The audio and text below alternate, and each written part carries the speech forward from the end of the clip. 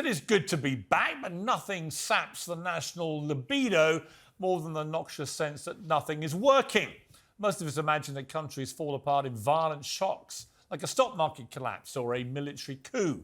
The reality is that it's much slower and even more depressing. It's a creeping, insidious odour of decline which lurks at the back of the nostrils and eventually overwhelms the senses. And in Britain right now, the putrid stench of failure is everywhere. Children return to school today, but thousands won't be, because dangerous, cheap concrete, ignored for years, has left school buildings in danger of collapse. Instead of fronting up in interviews on how she'd handle this massive crisis, the Education Secretary did this. RAAC stands for Reinforced Autoclaved Aerated Concrete, and it's a lightweight form of concrete that was used in building construction from the 1950s until the mid-1990s. Problems with the strength and durability of the material mean that some buildings may pose a threat to safety, and nothing is more important than the health and safety of children and staff. The industry's understanding of the risks of RAAC has evolved over time. Have you ever watched anything more patronising than that? What are we, 5-year-olds? What was she thinking? The education system is quite literally collapsing. And the Education Secretary uploads a video that looks like a health and safety training manual from 1995. Well, this morning, when we finally decided she ought to answer some questions, Keegan somehow managed to make it worse. It is not the job of the Department for Education, but we chose to do that because we wanted to make sure that we had that information centrally. On top of that, we wanted to... on that, sorry. Yeah. But you're saying that the government is not responsible, ultimately, for the safety of children in schools? The school building's responsibility is with local authorities and multi-academy trusts. Do you believe the government did everything in its power? But we've taken further now.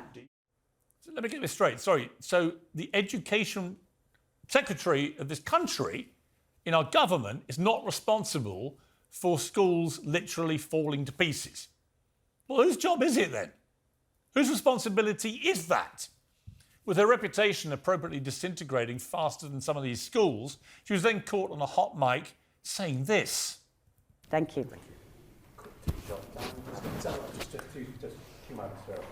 Does anyone ever say, you know what, you've done a good job because everyone else has sat on their and done nothing? No signs of that, no? Well, no. With respect, Mrs. Keegan, we'll say you've done an effing good job when you've got off your backside and actually sorted this mess out. Crumbling buildings are the perfect metaphor for how most people feel about the country right now. And sadly for the government, it's not just schools. One hospital made from the same shoddy concrete says it can only treat fat patients on the ground floor in case they fall through the floors above. Sounds like a comedy sketch, but it's real. This is happening in Britain in 2023.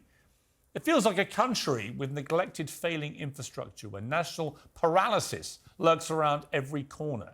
That's like 250,000 people face travel chaos when the air traffic control system is brought to its knees by one single misfiled flight plan. More than 7.5 million people are stuck on the NHS waiting lists. Seeing a GP is like asking for an audience with the Pope. It rained most of the summer, but there's hosepipe bans in several places because our rotten water companies almost literally failed to fix the roof when the sun was shining. Our biggest supermarket chain says it's strapping body cameras on its workers because they're so worried about the rise in violent attacks on staff. Mortgages are rocketing, everyone's on strike, inflation is draining our wallets as toxic sewage drips into our seas. And you're more likely to strike oil than find a dentist. Against this backdrop, there's been a worrying rise in vigilantes.